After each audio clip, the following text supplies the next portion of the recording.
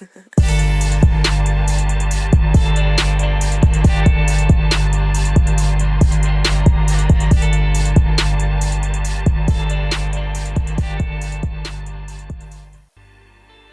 never let this person tell you can't do something in life. And to follow that up, don't quit. Don't never be a quitter. Quit is such a bad reputation. It almost in the category of being a thief or those type of things. You know, quitter. That's something my dad and my grandfather never taught me, was quitting. So to the people that out there, whether you have a hard time or you're stressed out and things are not going your way, don't give up. Trust me, God ain't gonna put you through something that you can't overcome. And I'm a prime example of that. I've been in prison twice before I was 30.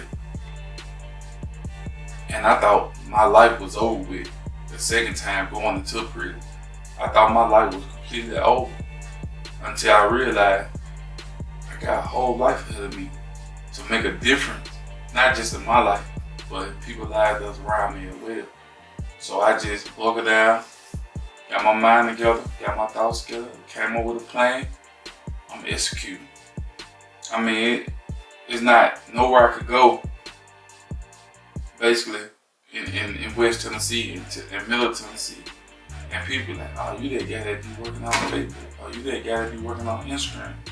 I'll follow you on Snapchat. Will you be working out? Can I work out with you? And that right there let me know, like, okay, I'm touching somebody. I'm inspiring somebody.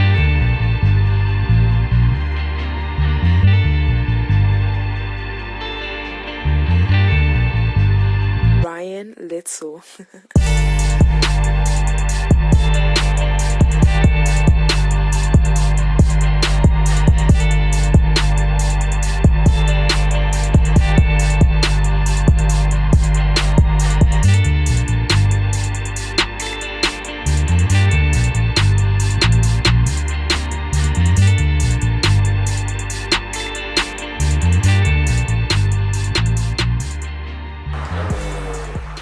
He taught me that when anything get in your way, fight around it and keep doing what you gotta do to succeed. And keep your head on at all times. And don't do nothing that you ain't supposed to be doing that won't help you in life. Coach B type of you have to. You have a good ball, try to keep grinding. On and out of in life, keep going. Things out to. Coach B taught me, he just came out the back. When he came, it was like I was slacking on my craft, and he helped me get that fight back in me, that hunger. And then off the field, it's just I can relate to him because probably some of the stuff we probably shared some of the same stuff. Whatever he was saying, it was like it came to heart. He told me he was like focus on the bigger picture, all the other stuff gonna come.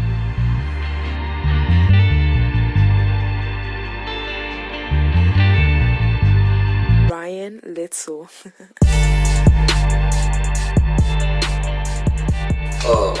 This is Coach Cheers, Amari Cheers, curriculum coordinator, Reach Academy, Fairway High School, freshman boy basketball coach, head coach, 8th grade WTE team. Just want to give you a little bit of my knowledge of Mr. Brandon Dickerson. Growing up was never a disrespectful, kid. He was just real fast for his age, getting a little trouble, talk back, fight around the neighborhood, stuff like that. But that's what all kids did. Got a little older, teenage years, made some choices for fast money and the fast life. But at the same time, he was still that respectful, mannerable young kid that you would know. When he went to jail, still good people take bad roads sometimes.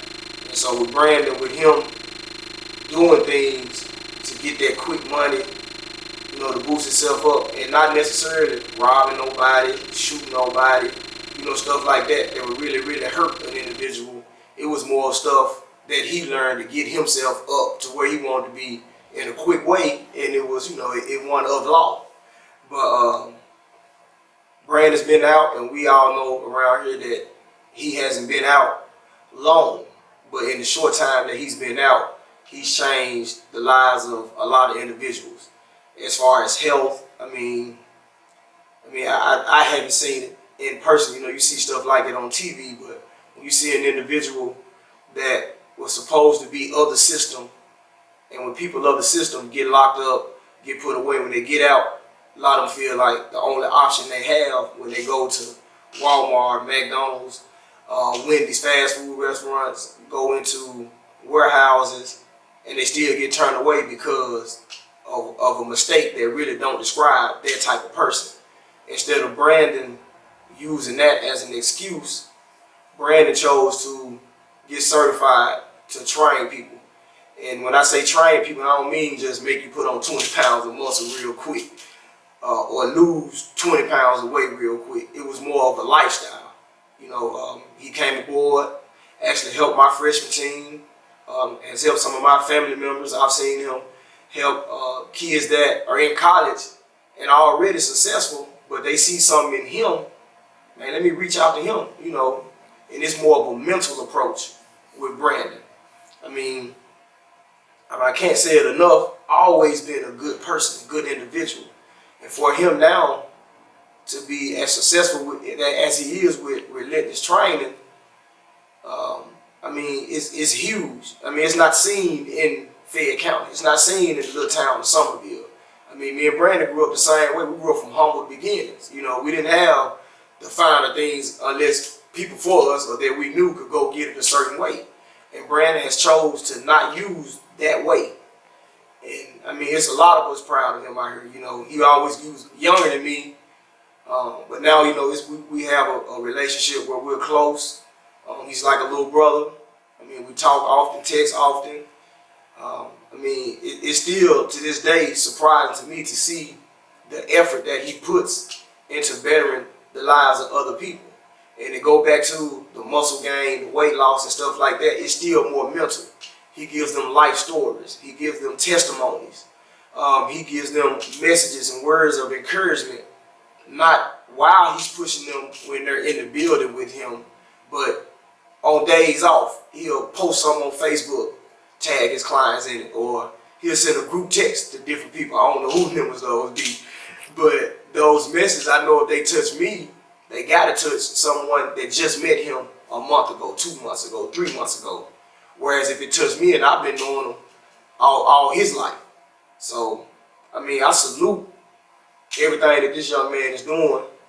He has my support 100%. You see the change in people physically, but you also can feel the change in a person's spirit. Like I say, he was never a bad person, but you can feel more in his spirit now when he come around that he's humbled by what he's been through. And that humbleness allows him to push others to seek within themselves what makes me humble and how I can use it, not just for me, but for my family members, friends, and others around me. So once again, I salute Mr. Brandon Dickerson. He's relentless with it. And if you're watching this, you need to get in touch with him, not just on that physical training, but you will get some mental training as well. Stay relentless.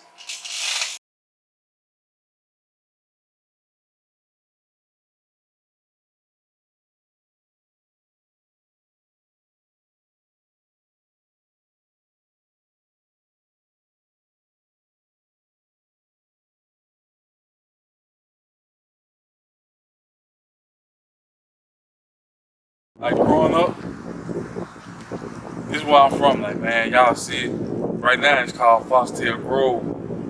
But when I was growing up, it was called English Trace Apartment. And man, I dedicated like 15 years of my life down here. You know what I'm saying? Like, growing up, this is where I learned everything. As far as like basketball, football, how to run, how to fight, how to hustle. Man, everything that I learned and everything that makes me who I am now, this is where I got it from, man. And where we're standing at right now, this used to be our basketball court right here. This pole is from when we was kids. Like, this pole, it hadn't been taken up ever since we've been gone. That was our first basketball goal. And like, older guys would come down here and play ball down here, and they'll tear our goal down, and somehow we'll get some money together and come back and buy another goal and put it back up there. And we used to, man, you know, that was our thing, man. You know what I'm saying? Me, Sir, Big Vic, Jab, Jamon, my little brother Nick, kids from across the street at Westview Cole used to come over here, man. We used to have our nightly pickup game like early Saturday morning. We'll have on our jerseys, come out here and think we was in the NBA and all that different type of stuff, man. And that was kind of molded us together too. You know what I'm saying? And it's crazy. It used to be a dumpster right here too, and the goal used to be right there. So you had to be very careful about how you go for layups or drive it to the hole because you didn't want to run to the dumpster right here though. You know what I'm saying? So, and then also I'm gonna show y'all another thing too, like this ditch right here. It's so crazy. It's crazy, man. We used to go down now. Like, growing up, we used to steal bikes, different type of stuff like that. Man, we used to take the bikes, break them down, and throw them down in the ditch. One bike we fix up, we'll mess it up, we'll go back and get parked. That was like our own little savage yard almost. But we used to go down there and just to get away from everything that was going on in the community and stuff too though. Like, I think I tried my first cigarette down there or something. So, I mean, it's crazy because going back 6, 7 years old, and your dad and your mama giving you like the freedom just to roam around, just this part right here itself was like big. You don't see too many kids just running around.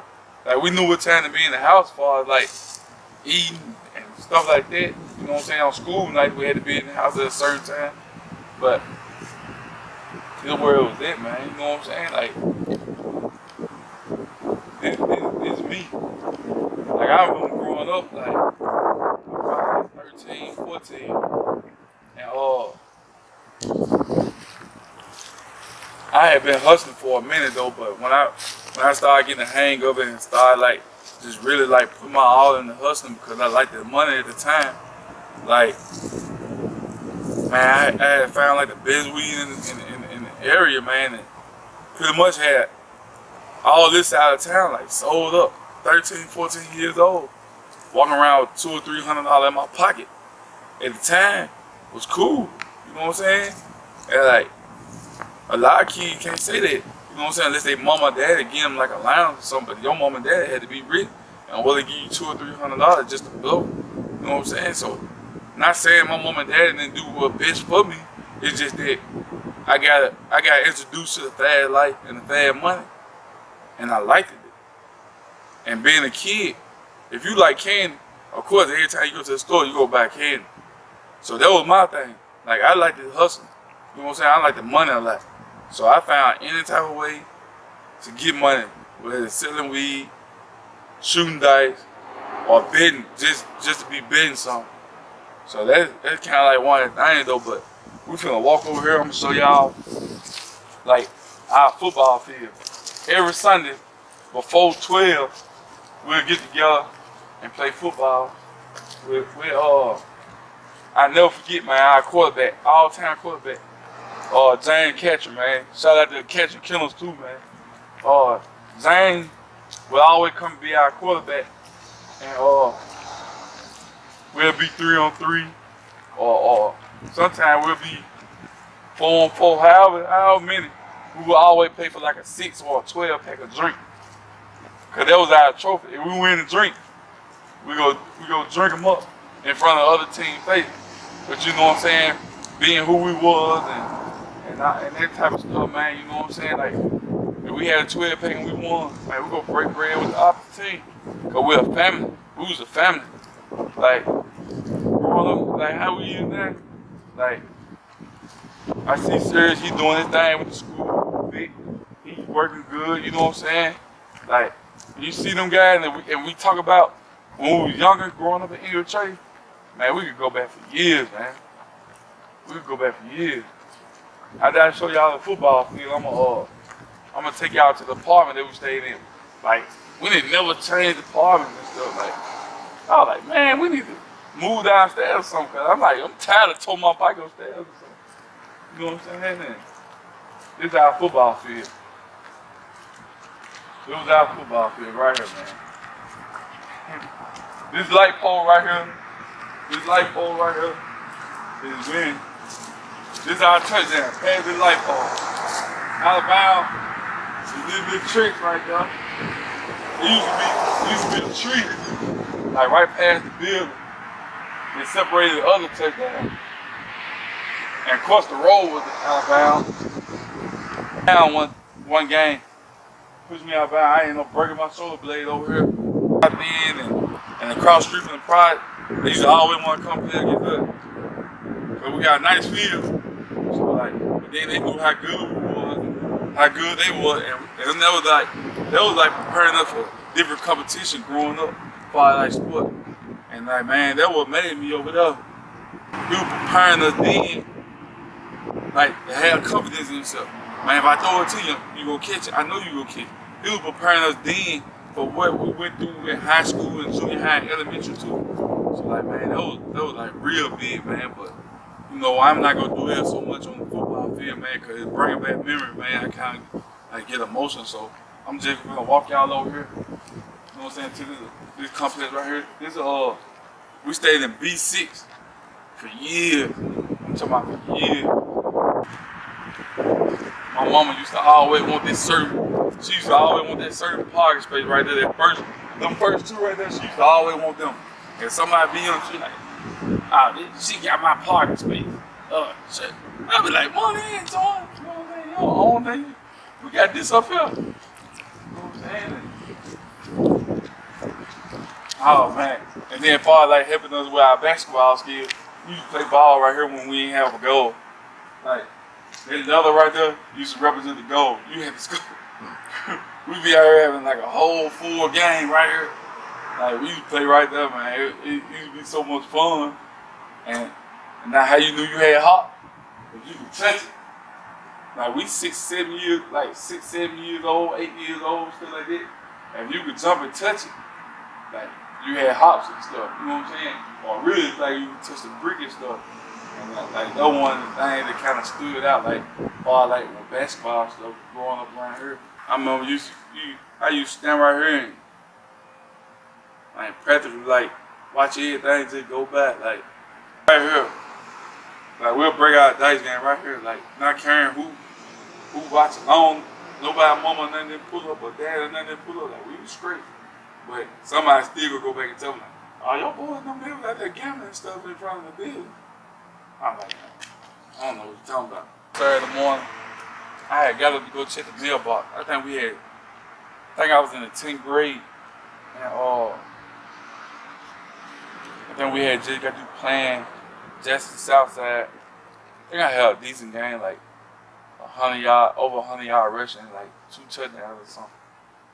So like the following week, that Saturday, we played that Friday, so like not that Friday, but next Friday, and the Saturday after that, I come to the mailbox. My dad used to always tell her, go to the mailbox. So I go to the mailbox. I open up the mailbox. First thing I see University of Louisville, a letter from them. So I'm like, I wonder who this for. I said, I thought it was for academics though, until I opened it up. Then they were like, well, we're interested in dear Brandon. We're glad to say that we're interested in recruiting you. And we have been evaluating. Could you fill out the questionnaire? And had the questionnaire with me. And it was telling me more about the University of Louisville college program, you know, and man, they're right there. That day, from there on out, I always check the mailbox. I ain't give my mama or dad or nobody a chance to check the mailbox. And when I got the letter, it just made me go hard. I think I told that letter around so much, showing everybody like, oh, yeah, he going. That's how much I had grown as a player. Like, man, going to North Campus on Saturday morning, we all piled up on our bike. Man, shoot the North Campus, or either if it was storming or raining, my dad would always load up his car, and take us to North Campus, man, just so we could play ball 2 or 3 hours. You know, just because he knew if we was at North Campus, we was safe. And that was kind of the thing that they built. Like Charles Brewer, he God bless his soul, like he put it all in. He gave his whole entire life to the youth at North Campus, man. That was his life. Like cutting hair and helping the youth. That was it. If you don't know Charles Brewer, like if you don't know about them 2 things, you don't know him. Like the man, like he was actually like a father figure to some kids that didn't have father. Like if you didn't have enough money to get your hair cut, he'll cut it and be like, okay, I'll get it later. I won't never ask you about it again. If you hungry, he'll feed you. If you thirsty, he'll give you something to drink. That was the type of guy he was, and like I see some of him in me because like, man, there's somebody that I admire. Like I take passion doing what I'm doing. That's who I mimic my passion, my craft from. Like Mr. Brewer, man, like without him, there'll probably be a lot more people lost and gone. Like now, if he was living, our community would be a whole lot better. Because he'll been reached out to a whole bunch of other people in my generation, and not just that, a little bit older than me, and he'll give them the game. So this is what I want you to do. This is what I want you to do. And man, that's how it was, man. Like that was a loss. Like when people say they lose something, like that was a real loss. Mr. Brewer to our community, that was a real loss. So man, just to come back down here to English Trace, where Foster Grove, it'll always be English Trace to me. But man, just to come back down here, it means a lot. It means a lot, man.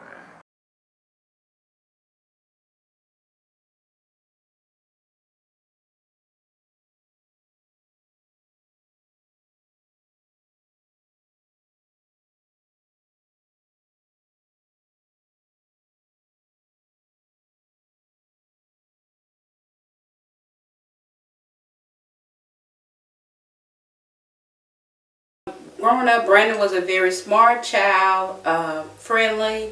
He was always kind of outgoing, very athletic, did a lot of sports, was involved in a lot of sports, almost all sports and stuff. Football, baseball, he could do it all. Basketball.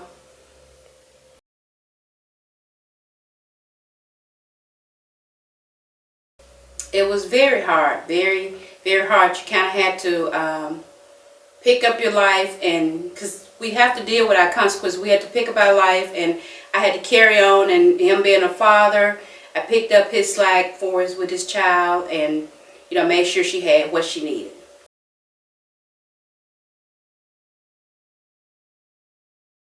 My thoughts, very good, very. I can't say very moving because I'm not really just part of Relentless yet, but I'm getting there. But I'm very proud of the Relentless movement. A lot of people, I hear a lot of good things. I see a lot of good things with it and stuff. So I will be joining soon.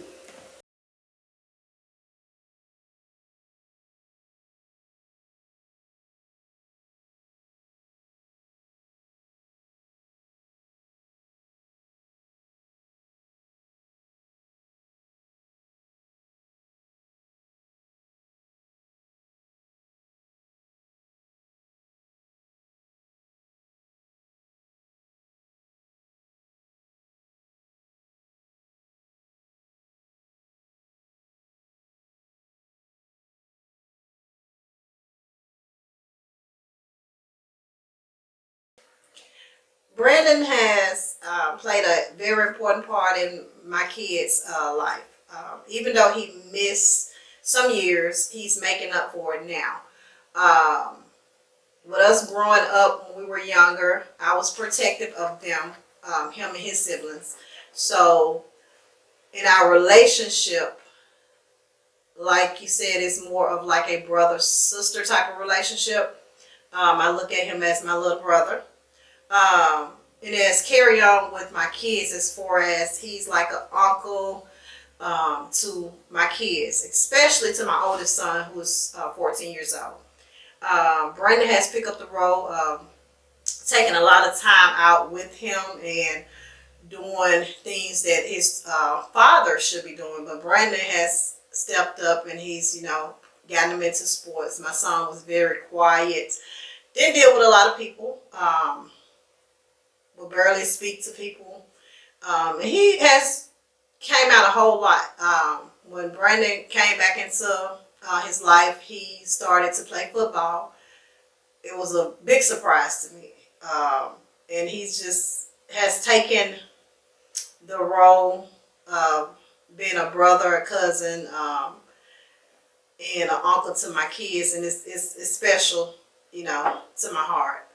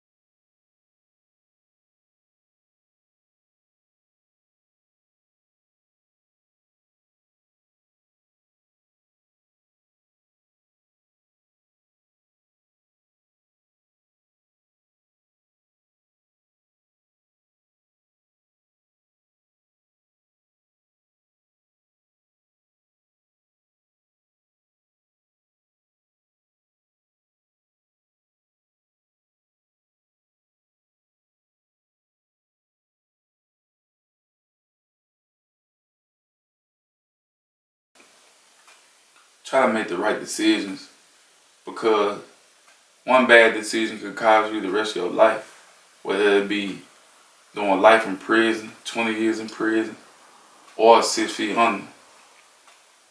And there's something that I think about all the time. When I wake up every morning after I get through read my daily word and stretching and get myself together, there's something I think about, like, okay, what today going to bring to whereas it's going to challenge me to make the right decision. And sometimes I end up encountering those things, and I had to realize, like, okay, if I don't do this, will this happen? Or will I do this, will this happen? So those are the things that really just stand out to me when it comes to dealing with life. And I want to share my experience. That's why I did this documentary, to help people understand, like, everybody got a story. Whether if you want to keep your story to yourself or you want to share with others to help them, everybody got a story. It just so happened I'm not afraid to share my story. So whether you that little boy or the little girl that feel like nobody don't care, I care. I'm quite sure there's a lot of other people care. You just have to untap that potential and reach out there and find it. So my thing is, don't give up. Trust in God. And I'm going to say this and I'm going to close. Be relentless.